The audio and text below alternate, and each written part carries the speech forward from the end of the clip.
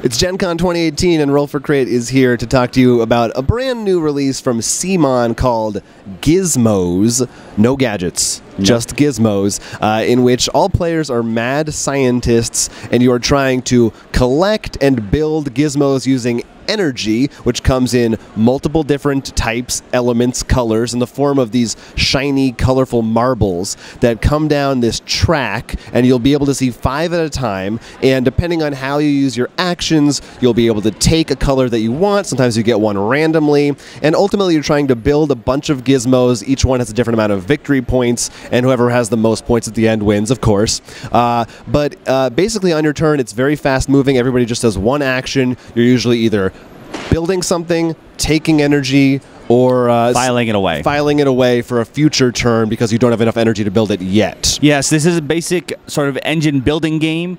Very much so. It has this really cute, like you said, the marble, but I don't think you do justice. Of, there's actually, you build this sort of pen for it with this little ramp and like. Yeah, and so you yourself have a round cardboard cutout so you can hold them and they won't roll over the table. Right, and you can only hold so many things, but then you can buy different ones that let you hold more, which lets you then do this, and then you can get a thing of anytime you file, you get to pick up an energy, and then you can do something anytime you get a blue energy, you get a random. You know what? So you sort of just chain and do all this crazy stuff. Yeah, it's sort of.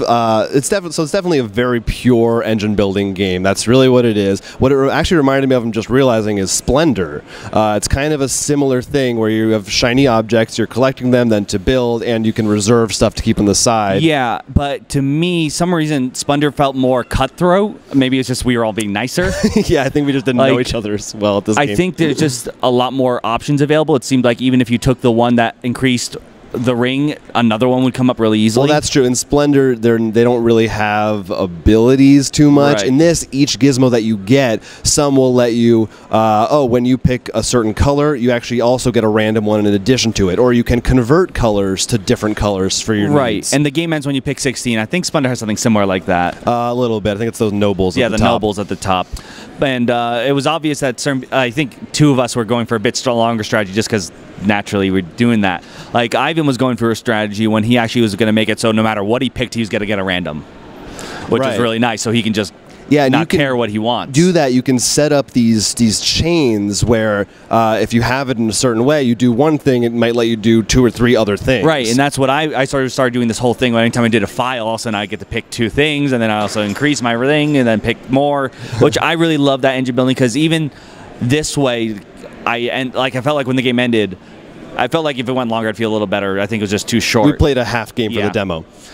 You still end up with something, and it almost makes me think more of maybe because it's just called Gizmos. I forget what they call the machines, like when you roll marble down, it hits pachinko. No, pinball. Like it plays with the music. It's like it hits a hammer which swings down and hits something else. A Rube Goldberg machine. Yes, like those. It makes you think that's what you do. I'm like, all right, I'm gonna pull a marble, which causes this, which is this, which is this. Yeah, and it's definitely that kind of scientific, kind of thinky kind of game. It's actually very simple. I would say maybe my biggest criticism right off the bat is it's very icon heavy, and just when you're first getting into it, trying to remember and figure out what each thing does could be a pain.